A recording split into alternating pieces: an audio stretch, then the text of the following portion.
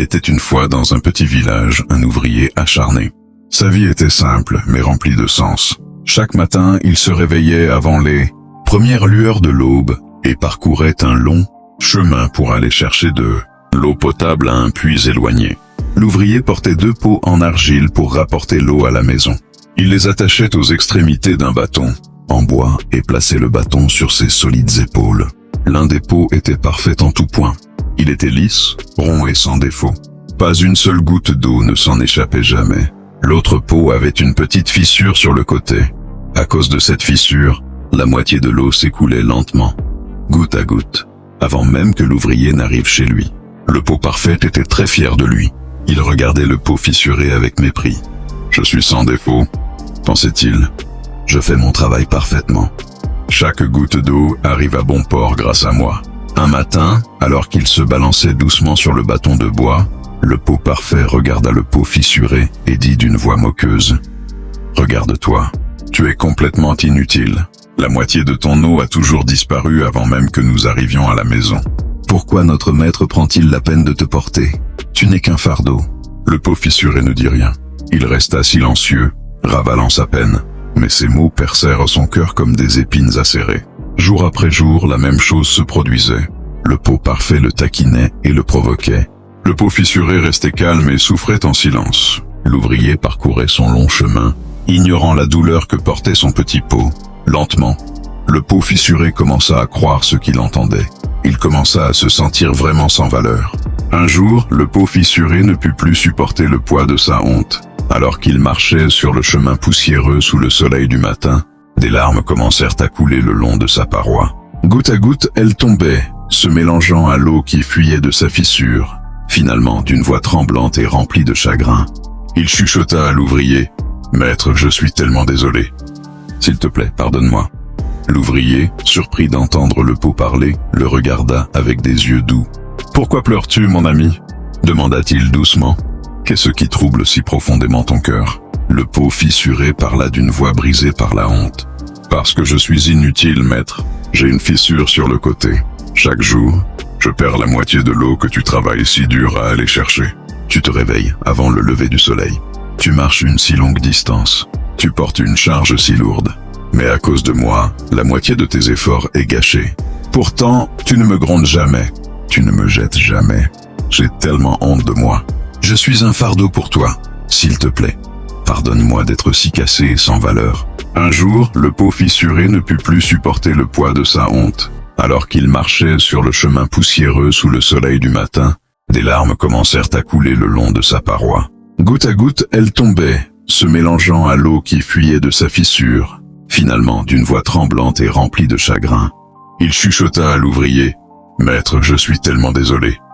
S'il te plaît, pardonne-moi. » L'ouvrier, surpris d'entendre le pot parler, le regarda avec des yeux doux. « Pourquoi pleures-tu, mon ami ?» demanda-t-il doucement. « Qu'est-ce qui trouble si profondément ton cœur ?» Le pot fissuré parla d'une voix brisée par la honte. « Parce que je suis inutile, maître. J'ai une fissure sur le côté. Chaque jour, je perds la moitié de l'eau que tu travailles si dur à aller chercher. Tu te réveilles avant le lever du soleil. Tu marches une si longue distance. Tu portes une charge si lourde. Mais à cause de moi, la moitié de tes efforts est gâchée. Pourtant, tu ne me grondes jamais.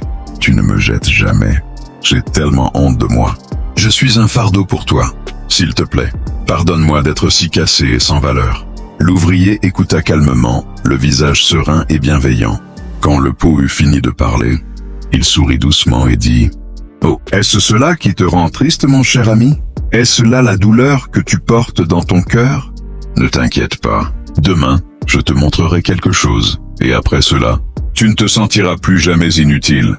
Je te le promets. » Le pot fissuré ne comprit pas ce que l'ouvrier voulait dire, mais il y avait quelque chose dans sa voix chaleureuse qui apporta une lueur d'espoir.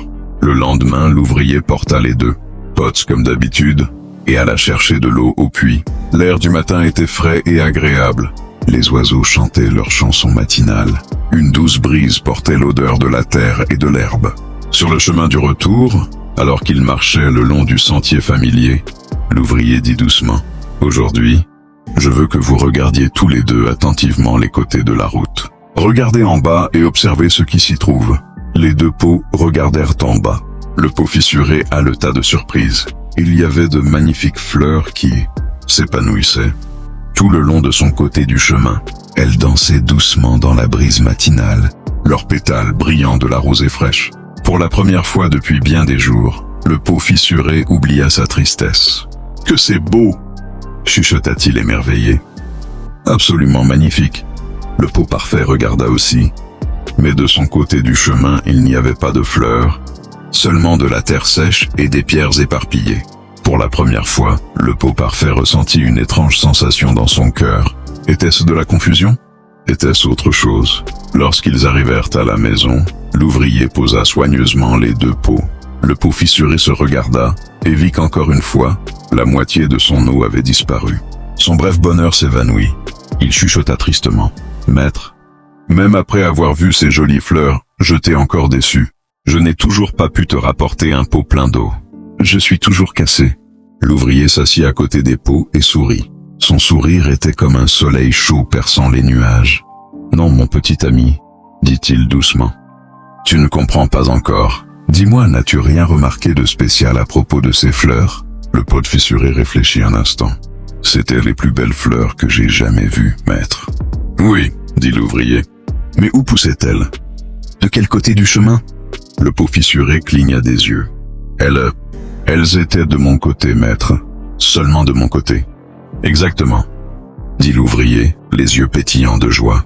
« Maintenant dis-moi, pourquoi penses-tu qu'elles n'ont poussé que de ton côté et pas du côté du pot parfait ?» Le pot fissuré ne put répondre.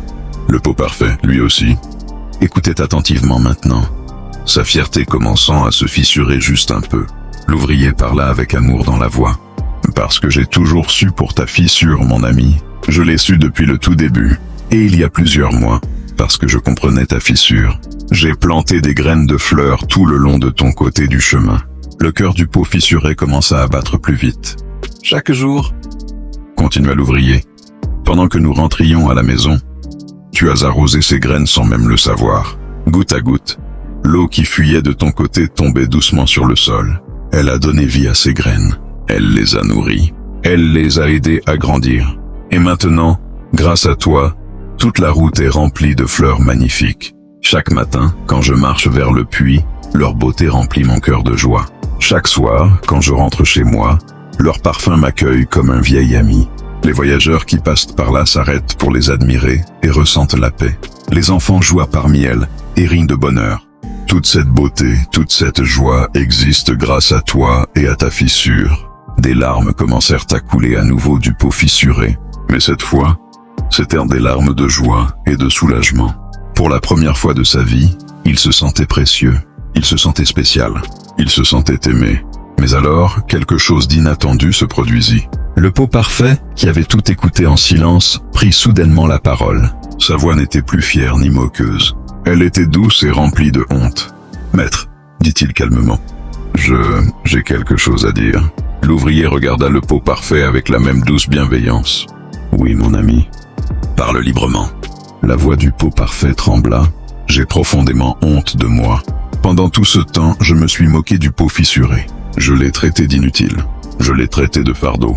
Je pensais être meilleur, parce que je suis parfait et que je transporte toute mon eau, sans en perdre une seule goutte. Mais maintenant, je vois la vérité. Pendant que j'étais occupé à être fier, mon ami ici présent créait quelque chose de magnifique que je ne pourrais jamais créer. J'étais aveugle à la valeur de ce que je considérais comme un défaut. » Le pot parfait se tourna vers le pot fissuré et dit avec un remords sincère, « Mon cher ami, s'il te plaît, pardonne-moi.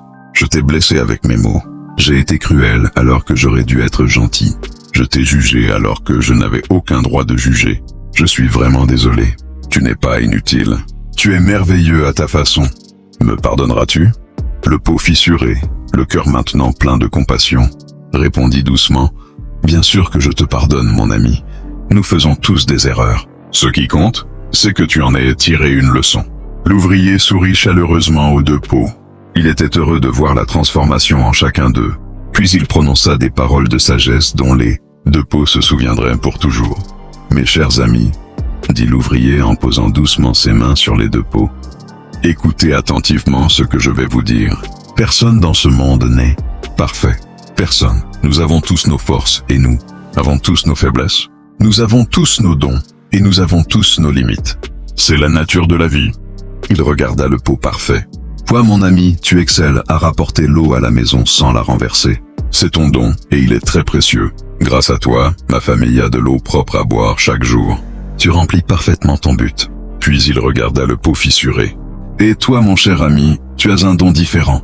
Ta fissure te permet d'arroser les fleurs le long du chemin.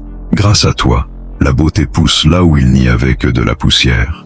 Tu apportes de la couleur et de la vie à une route stérile. Tu remplis un but différent, mais tout aussi important. L'ouvrier fit une pause, puis dit avec une grande sagesse: Vous êtes tous les deux parfaits à votre manière. Vous êtes tous les deux nécessaires pour que ma vie soit complète. J'ai besoin du pot parfait pour porter l'eau à ma maison pour boire et cuisiner.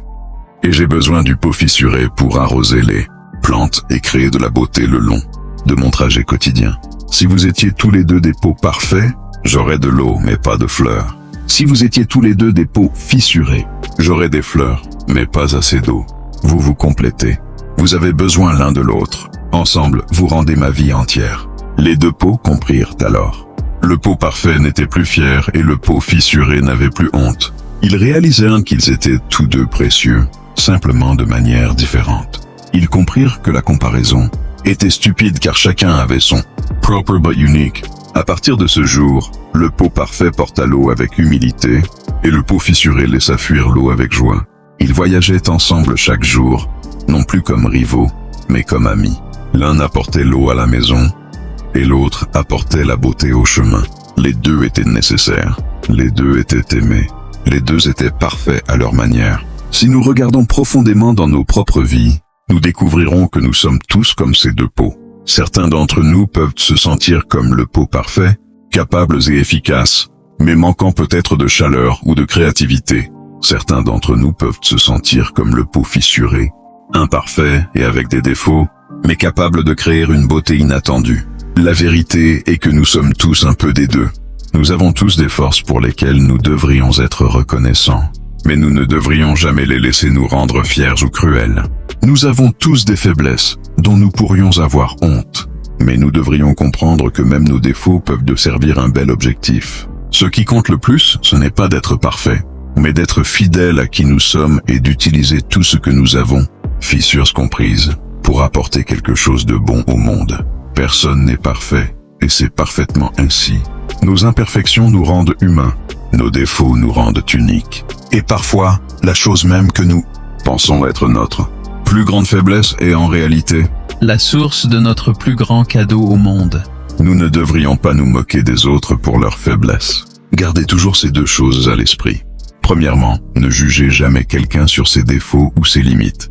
Deuxièmement, acceptez vos propres imperfections car elles vous rendent uniques. Maintenant, je veux vous entendre. Commentez ci-dessous et dites-moi, vous êtes-vous déjà senti comme le pot fissuré, honteux de quelque chose à propos de vous-même? Ou avez-vous été le pot parfait, jugeant les autres avant de comprendre leur histoire?